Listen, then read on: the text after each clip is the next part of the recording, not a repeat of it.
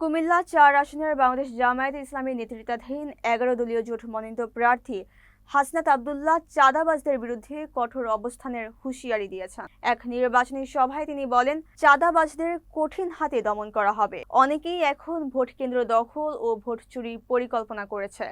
যারা কেন্দ্র দখলের চেষ্টা করবে তাদেরও হাসিনার পরিণতি ভোগ করতে হবে। যারা এই ষড়যন্ত্র করছেন তারা সাবধান হয়ে যান। তিনি আরও বলেন, ভোটের দিন ভোর থেকেই সবাইকে সতর্ক থাকতে হবে। উপস্থিত নেতাকর্মীদের উদ্দেশ্যে তিনি বলেন, ফজরের নামাজ পড়ে আপনারা সবাই ভোট কেন্দ্রে গিয়ে পাহারায় থাকবেন। এ সময় উপস্থিত ছিলেন কুমিল্লা উত্তর জেলা জামায়াতের সেক্রেটারি সাইফুল ইসলাম শহীদ, দেবিদ্বার উপজেলা জামায়াতের আমির অধ্যাপক মোহাম্মদ শহীদুল ইসলাম, বাংলাদেশ খেলাফত মজলিস কুমিল্লা জেলা সাংগঠনিক সম্পাদক মাওলানা মুফতি জামশেদ হোসেন, মাওলানা মোহাম্মদ মোফাজ্জল হোসেন, উপজেলা জামায়াতের সেক্রেটারি মোহাম্মদ শরীফুল ইসলাম সরকার, উপজেলা এনসিপির সার্চ কমিটির সভাপতি ইঞ্জিনিয়ার ইসমাইল হোসেন সহ বিভিন্ন রাজনৈতিক দলের নেতৃবৃন্দ।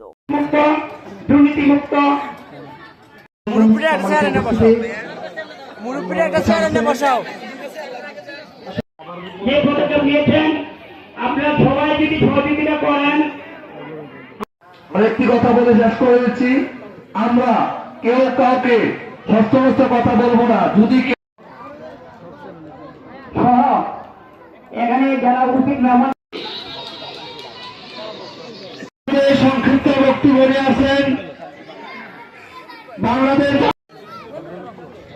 মোহাম্মদ ফারুক ভাই, আমাদের দেবিদ্বারের কৃতি সন্তান, সেই গাজীপুর মহানগরীর জামাত আমাদের কাজে লাগাতে হবে। আমরা 11 দলীয় জোট কেন গঠন করেছি? যারা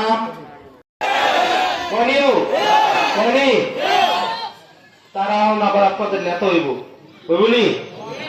তারা যদি ভোটের আগে এমনি করে 5 লাখ টাকা কর্মীর থেকে নাই, ভোটের পরে তারা দেবিদ্বারটা বেচে দিব জীবনী না দিলে আবার হচ্ছে কি ব্যাংক, তারপর হচ্ছে পুলিশ টুলিশ যেগুলো কিছু লাগছে মানে আপনাদের জায়গা বেচা দেওয়া যাবো, ব্যাংকের ঋণ দিবে না।